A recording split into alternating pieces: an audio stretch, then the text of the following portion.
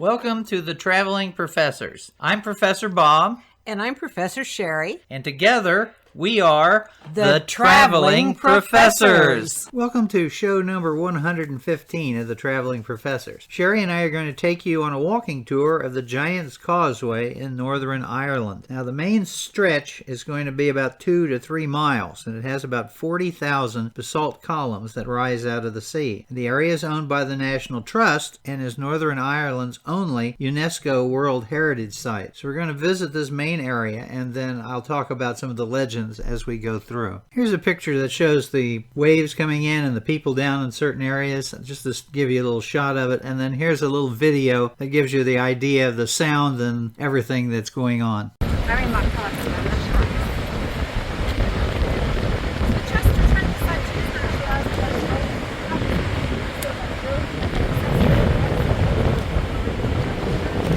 Now here's our map, and this is our last stop on our trip from Dublin to Northern Ireland. We were supposed to see the Carack red rope bridge, but that did not happen. So we went to the Dark Hedges first, and then we went to Dunluce Castle, and now we're going to the Causeway. Again, you can get here on your own with vehicles if you want to do that. The problem is going to be parking. They charge you a fortune to park in these particular areas if you get really close. Giants Causeway, the whole area is free, but you may have to pay to park. Now, there is some areas where they have free parking, but it's a distance away, and they offer shuttles. Now, we're not going to have 20 minutes at the Giants Causeway. I believe we have an hour and a half. And as we're heading that direction, here we're going by one of the villages, and you can get an idea of what the conditions were. We've got partly cloudy skies, but it's pretty sunny at this point, and it'll be sunny for us for a while, but before we leave, the clouds come in and it starts raining. If we look at this next map, you see the location of the Giants Causeway, and it does actually run across under the water into the area where you have, we saw it come up around the island of Skye. And what has happened is, of course, this is a basalt deposit, but about 60 million years ago, there was a rift in the Earth's surface that split Europe from America and created the North Atlantic. And then the lava gushes up, and it's fluid. It spreads out in the lakes rather than heaping up in the volcanoes. This creates this deep layer of basalt called the Thulian Plateau. The Atlantic continued to widen, and it still is widening at this time. You'll find this in the Scottish Hebrides, in Northern Ireland, in Iceland, Greenland, and in maritime Canada. Here we have an aerial shot showing exactly where we're going to be going. We're going to be driving up, and they will let us out in this parking area. The bus is not parking here. The bus is going someplace else, and they will be back a while later. Actually, they'll pick us up down here by this building, which is restrooms and a restaurant and some other things that's not associated with this main building, which is the main visitor center, and the parking. And that parking has been as high as 20 pounds, but it could be 13. It varies at different times of the year, but you don't have to go here. You can simply do what we did, get off the bus and then go down a tunnel to this little area right here, and you can walk down or you can take a bus, which is a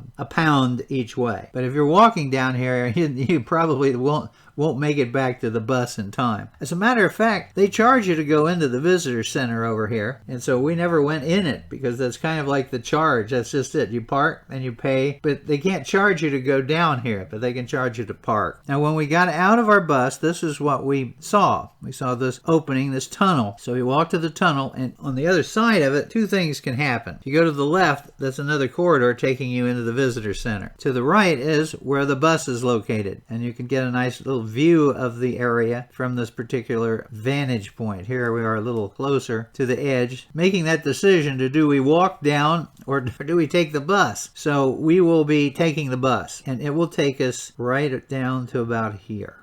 So here is the bus, and they filled it up pretty quickly, but it moves. As soon as you get it full, down it goes. They go back and forth, and then this is the view on the inside of it to get a nice idea. They don't really cram you standing shoulder to shoulder, but maybe at the end of the day. So here's an aerial view showing the bus area. So what we're going to do is we're going to go this direction, then we're going to go down to this point, which juts out, but there are people on it. You'll see people doing crazy things. And then we were down in here for a while, and then we walked back up, and there's there's actually a walkthrough right here, and then we can get to the other bay area. So that's what we'll be doing. These basalt formations were discovered by tourists in the 17th century, but local people had long wondered at them. And the local fishermen, for centuries, had told stories of similar formations all across the North Channel in the Hebrides. Such a cascade of steps was surely not natural. That's what they believe. They believe that no mortal man could have actually built these. Fortunately, they will have a couple of people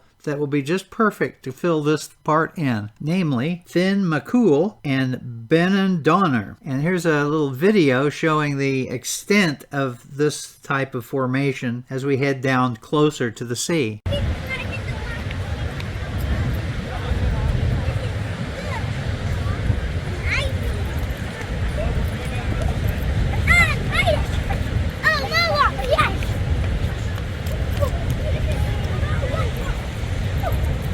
Here's some shots as Sheri and I are beginning to head down towards the little mound and closer to the edge where the water is. It's a great opportunity to finish the story with the two characters. Now, Finn McCool is on the Irish side, and on the Scottish side is Bennen Donner. They're both giants. And there's a grudge match between the two of them that have gone on for a long time. At one time, McCool scooped up a clod of earth and hurled it at Bennen Donner, but it fell short, and that created the Isle of Man, while the clod filled with water and is known as the Loch Ness. Still, the North Channel was between them, with swift currents too far to swim, and McCool is too large for any boat yet built. So he creates a causeway across the sea, and storms ashore in Scotland to confront his foe. But then he sees Bennen Donner up close for the first time. Big, huge, humongous. McCool realizes he made a mistake and runs back to Ireland. Well, Bennen Donner pursues him, crosses the causeway a little bit slower. So McCool does make it home, has a few minutes to consider his position.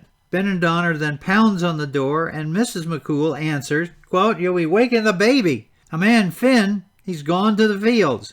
Do come in and wait. He won't want to miss you. But keep quiet and don't wake the baby." Bennen Donner then, of course, checks the size of the baby. Well, it's actually Finn himself, playing cute and frills in a gigantic cradle. Baby that size, perhaps Bennen Donner won't wait around to meet the father. So he runs back to Scotland and tears up the causeway behind him. So that's the number one tale of this basalt formation. It's a little bit different in Scotland, but when we get to Scotland, I'll give you the difference. Well, walking on that basalt is not difficult, but it isn't as easy as it would seem. Here's some close-ups. You can see that it's different heights, and you got all sorts of a little slippery sometimes, particularly if it's in the water. And then even when it is flat, or appears to be flat here, there's still undulation. Stones are different heights. Don't have the right shoes on, where you're not stepping properly, you can do a tumble on this. And then when you get down to the water's edge, I don't know how many people would fall into that accidentally, but we'll soon see, because I have a little video now that'll give you a view of the coastline area, and you'll see that little island that juts out. It's actually on a peninsula, but because of the way the water is coming in, you have to kind of jump over from the main part to that little island.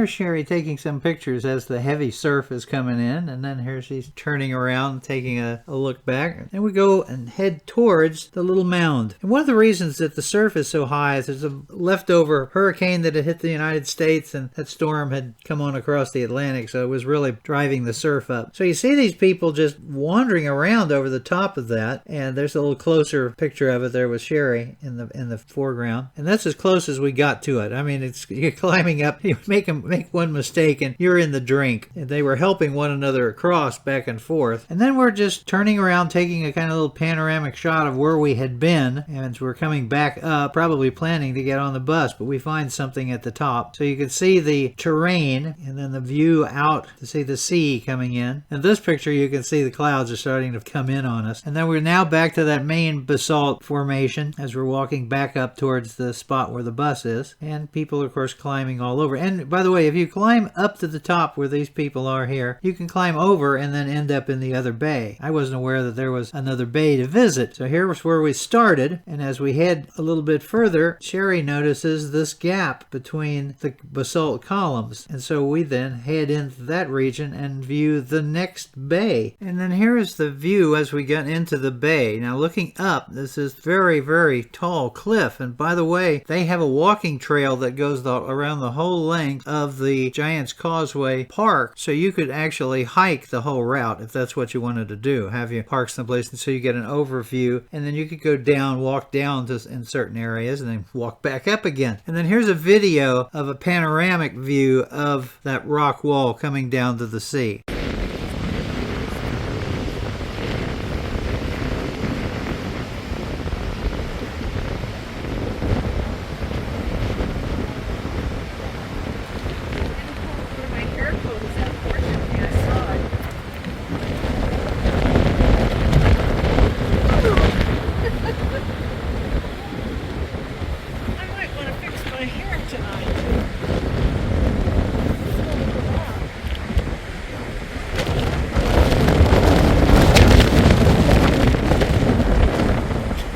Here's a picture that shows the waves coming in and the people down in certain areas, just to give you a little shot of it. And then here's a little video that gives you the idea of the sound and everything that's going on.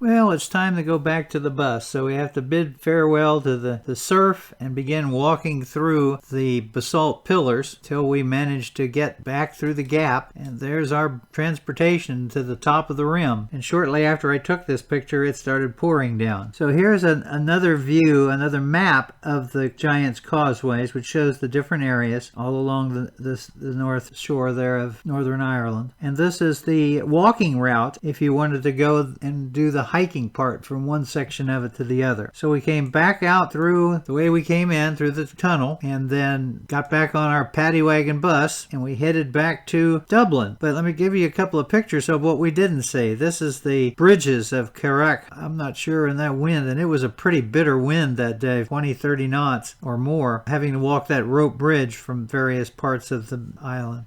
Sheri and I hope you enjoyed the tour. Please come by our YouTube channel at Bob Packett, and please subscribe and leave some comments. Thank you very much. I've been doing podcasting on history for over 15 years. I've got over 4,000 shows, and I've done CDs, which of course can be sent out as USBs. So if you would really like to get more on history for free, then come by my website, as you see here, historyaccordingtobob.com, and see what's there. So thank you very much again.